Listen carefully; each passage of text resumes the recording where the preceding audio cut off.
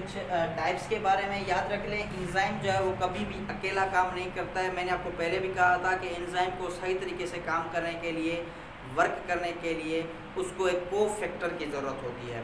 को फैक्टर क्या होता है जी? अब देखिए, सबसे पहले हम बात करें, एंजाइम के दो पार्ट होते हैं, ठीक है। Enzyme consist of two parts. Enzyme दो हिस्सों पर मुश्तमिल होता है। एक हमारे पास होता है एपो एंजाइम, एक होता है हमारे पास को फैक्टर। ये दोनों मिलकर एक कंप्लीट एंजाइम बनाते हैं।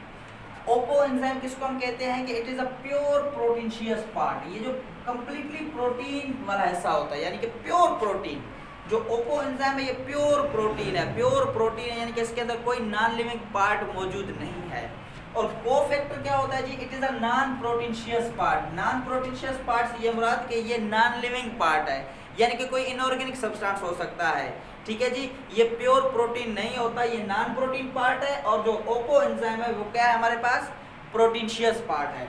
जब हमारे पास ओपो एंजाइम यानी कि प्रोटीनशियस पार्ट प्लस, देखिए ये प्लस के अलामत है, प्लस को फैक्टर, जब एपो एंजाइम और को फैक्टर आपस में मिलते हैं तो ये बनाते हैं हमारे पास होलो एंजाइम। और होलो एंजाइम को हम बोलते हैं this is a complete enzyme. ये हमारे पास क्या होता है जी?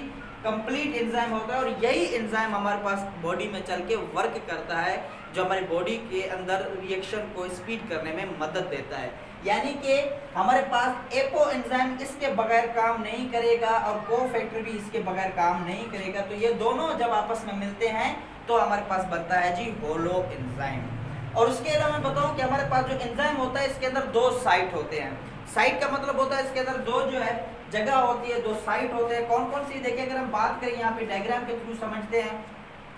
अब देखिए, ये हमारे पास एंजाइम की हमारे पास क्या है जी? शेप है, ठीक है जी। अब यहाँ पे हमारे पास क्या होता है? सबस्ट्रेट आकर अटैच हो गए। ये सबस्ट्रेट आकर क्या हो गया जी? अटैच हो गया। ये हमारे पास है सबस्ट्रेट, ठीक है स्टूडेंट्स। ये हमारे पास क्या है जी? एंजाइम है। अब देखो, ये हमारे पास एंजाइम के साथ क्या अटैच हो गया? सबस्ट्रेट अटैच हो गया।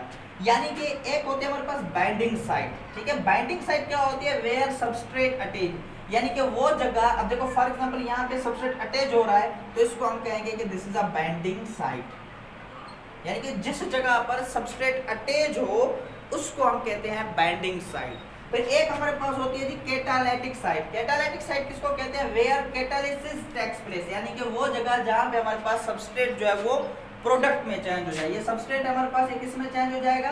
प्रोडक्ट में चेंज हो जाएगा। इसको हम कहेंगे, क्या कहेंगे जी? Catalytic site. तो ये हमारे पास बाइंडिंग साइट कौन सी होती है? जहाँ पे सबस्ट्रेट अटैच हो। और कैटालिटिक साइट कौन सी होती है? जहाँ पे हमारे पास सबस्ट्रेट जो है वो प्रोडक्ट में चेंज हो जाए, उसको हम कैटालिसिस कहते हैं या कैटालिटिक साइट उसको कहते हैं। तो ये हमारे पास आज का टॉपिक था। कल इंशाल्लाह मैं आपको फिर कुछ फैक्टर्स पढ़ाऊंगा, वो फैक्टर्स और जो हमारे पास एंजाइम की एक्टिविटी को डिस्टर्ब करते हैं। और उसके अलावा एक एनिमेटेड वीडियो भी मैं बना रहा हूँ एंजाइम के मुतालिक, तो वो भी इंशाल्लाह आज अगर उसकी एडिटिंग कंप्लीट हो गई तो आज भेज दूंगा, नहीं तो इंशाल्लाह कल वो मैं आप लोग को